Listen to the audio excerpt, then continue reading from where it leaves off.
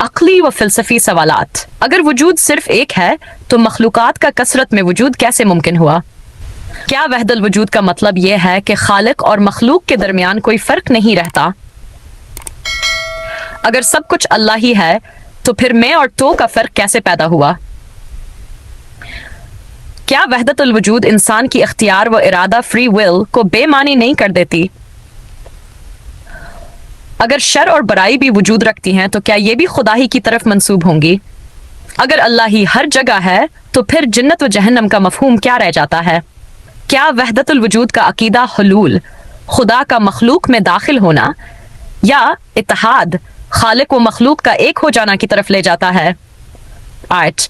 क्या वहदतुल वजूद और वहदत शुहूद में कोई हकीकी फ़र्क है या सिर्फ ताबीर का इख्तिलाफ है?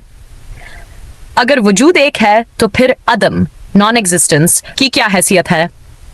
क्या ये मुमकिन है कि इंसान का ये मानना कि वो खुदा ही है शिर्क या किफर में शुमार हो? कलामी और दीनी सवालात। कुरान में अल्लाह ने बार बार खालिक और मखलूक का फ़र्क बयान किया है, तो वहदतुल वजूद इस फ़र्क को कैसे बरकरार रखती है?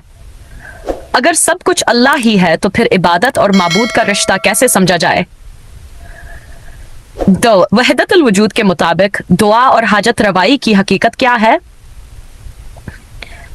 क्या वहदतुल वजूद के मानने वाले के लिए रिसालत और शरीयत की ज़रूरत बाकी रहती है?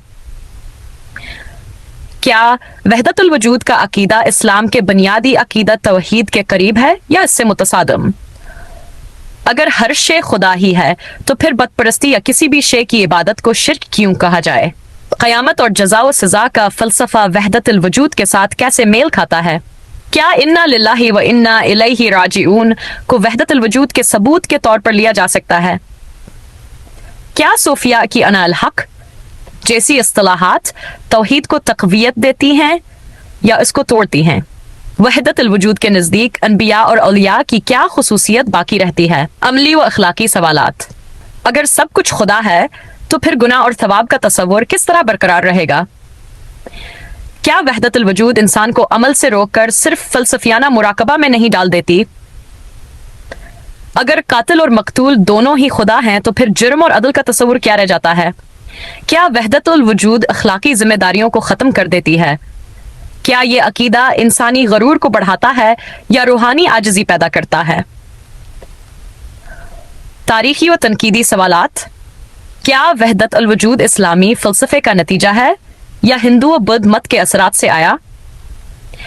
क्या इमाम अली या अइमा अहल बैत ने कभी वहदतुल वजूद के नज़रिया को बयान किया? क्या ये अकीदा मुला सदरा और इब्न अरबी की इजाद है या उसकी जड़ें कदीम इलाहियात में हैं? अहल सुन्नत और अहल तशीह में वहदतुल वजूद को किस हद तक कबूल किया गया है?